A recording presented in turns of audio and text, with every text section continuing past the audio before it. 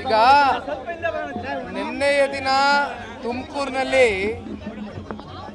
ಸರ್ಕಾರಿ ಕಾರ್ಯಕ್ರಮ ಆಯೋಜನೆ ಮಾಡಿಕೊಂಡು ಸಾಧನಾ ಸಮಾವೇಶ ಅಂತ ಹೆಸರು ಕೊಟ್ಕೊಂಡು ನಿನ್ನೆಯ ದಿನ ಮುಖ್ಯಮಂತ್ರಿಗಳು ಉಪಮುಖ್ಯಮಂತ್ರಿಗಳ ಆದಿಯಾಗಿ ಸಂಪೂರ್ಣ ಸಚಿವ ಸಂಪುಟವು ಕೂಡ ನಿನ್ನೆ ತುಮಕೂರಿನಲ್ಲಿ ಮಾತನಾಡಿರ್ತಕ್ಕಂಥ ಎಲ್ಲ ವಿಚಾರವನ್ನು ಕೇಳಿದ್ದೀನಿ.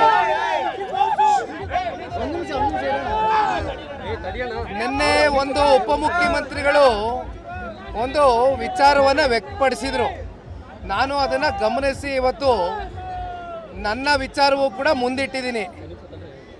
ಜನತಾದಳ ಪಕ್ಷ ಕೇವಲ 17 ಸ್ಥಾನವನ್ನು ಪಡ್ಕೊಂಡು ಭಾಳ ಅತ್ಯಂತ ಕಮ್ಮಿ ಸಂಖ್ಯೆಗೆ ಇಳಿದುಬಿಟ್ಟಿದೆ ಅಂತಕ್ಕಂಥದ್ದನ್ನು ಡಿ ಕೆ ಶಿವಕುಮಾರ್ ಅವ್ರು ಮಾತಾಡಿದ್ದನ್ನ ನೋಡಿ ನಾನೊಂದು ಪ್ರಶ್ನೆ ಅವ್ರಿಗೆ ಕೇಳಲಿಕ್ಕೆ ಬಯಸ್ತೇನೆ.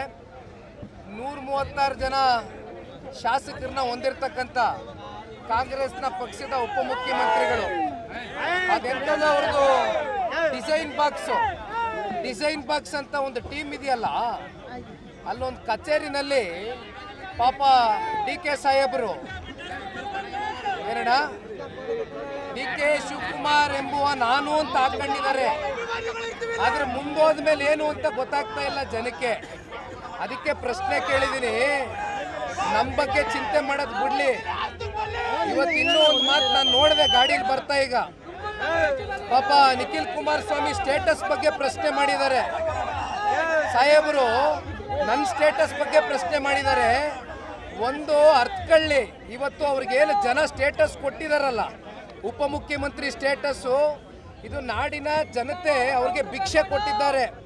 ಅದನ್ನ ಕಣ್ಗೊತ್ಕೊಂಡು ಅಧಿಕಾರ ಇದ್ದಾಗ ದುರಂಕಾರ ಪಡೆದಿರಾ, ದುಡ್ಡಿನ ಮದ ತಲೆಗೇರಿ ಜಾಸ್ತಿ ಮಾತಾಡಿದಿರ, ತಲೆ ತಗ್ಸಿ ಜನಗಳಿಗೆ ಗೌರವಿತವಾಗಿ ದುಡಿತಕ್ಕಂಥ ಕೆಲಸ ಮಾಡಲಿ. ನಿಖಿಲ್ ಕುಮಾರಸ್ವಾಮಿ ಸ್ಟೇಟಸ್ ಏನು ಅಂತಕ್ಕಂಥದ್ದು ಈ ನಾಡಿನ ಜನತೆ ಮುಂದಿನ ದಿನಗಳಲ್ಲಿ ತೋರಿಸ್ಕೊಡ್ತಾರೆ. ತಲೆ ಕೆಡಿಸ್ಕೊಳ್ಳೋದು ಬೇಡ ಮಿಸ್ಟರ್ ಶಿವಕುಮಾರ್ ಅವರು, ಇಷ್ಟು ಲಘುವಾಗಿ ಮಾತನಾಡ್ತಕ್ಕಂಥದ್ದು ಬೇಡ. ಪಾಪ ನೋಡಿದೆ ಎಲ್ಲ ಇವಾಗ ಮಾತಾಡಿದ್ದಾರೆ ನಮ್ಮ GBIT ವಿಚಾರಕ್ಕೆ ಸಂಬಂಧಪಟ್ಟಂತೆ. ಅವ್ರ ಪ್ರೆಸ್ ಅಡ್ರೆಸ್ನ ನಾನೆಲ್ಲ ನೋಡ್ಕೊಂಡು ಬಂದಿದ್ದೀನಿ. ಪಾಪ ಮಾತೆತ್ತಿದ್ರೆ ಅವ್ರ ಸಹೋದರ ಕೂಲಿ ಸಿಕ್ಲಿಲ್ಲ ಅಂತ ಬೀದಿಯೆಲ್ಲ ಬಾಯಿ ಪಡ್ಕೊಂಡು ಓಡಾಡ್ತಾರಲ್ಲ, ಅಲ್ಲಿ ಡೆಲ್ಲಿಗೆ ಹೋಯ್ತಾರೆ. ಅಲ್ಲಿ ಪಾಪ ಇಲ್ಲಿವರೆಗೂ ಮುಖ್ಯಮಂತ್ರಿ ಉಪಮುಖ್ಯಮಂತ್ರಿಗಳ ಕುರ್ಚಿಯ ಒಂದು ಕಿತ್ತಾಟ ಬಡದಾಟ ಬೀದಿನಲ್ಲಿ ರಂಪಾಟ ಆಗಿ ಜನ ಇವತ್ತು ನಗುವಂಥ ಪರಿಸ್ಥಿತಿ ಬಂದರೂ ಕೂಡ ಕಾಂಗ್ರೆಸ್ನ ಹೈಕಮಾಂಡು ಪಾಪ ಡಿ ಕೆ ಶಿವಕುಮಾರ್ ತಮ್ಮ ಅದೆಂಥದ್ದು ದುಡ್ದು ಬಿಟ್ಟಿದ್ದೀವಿ, ಕೂಲಿ ಸಿಕ್ಕಿಲ್ಲ ಅಂತಾರಲ್ಲಪ್ಪ. ಆ ಮೊದಲು ಕೂಲಿ ತಗೊಬರ್ಲಿ, ಅದೆಂಥದ್ದು ದುಡ್ದವ್ರಂತೆ, ಕೂಲಿ ಸಿಕ್ಕಿಲ್ವಂತಲ್ಲ, ಕೂಲಿ ಇಸ್ಕೊಬರ್ಲಿ, ಹೋಗಿ ಡೆಲ್ಲಿಗೆ ಹೋಗಿ ಕೂಲಿ ಇಸ್ಕೊಬರ್ಲಿ. ಜನ 136 ಜನ ಸೀಟನ್ನು ಗೆಲ್ಸ್ಕೊಟ್ಟವ್ರೆ.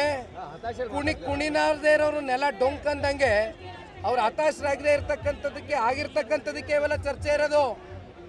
ನಿಖಿಲ್ ಕುಮಾರಸ್ವಾಮಿ ಸ್ಟೇಟಸ್ ಬಗ್ಗೆ ಚರ್ಚೆ ಬೇಡ. 2028ಕ್ಕೆ ಇದೇ ಮಾನ್ಯ ಡಿ ಕೆ ಶಿವಕುಮಾರ್ ಮಾಜಿ ಆಗ್ತಾರೆ, ಹಾಲಿಯಾಗಿರೋದಿಲ್ಲ.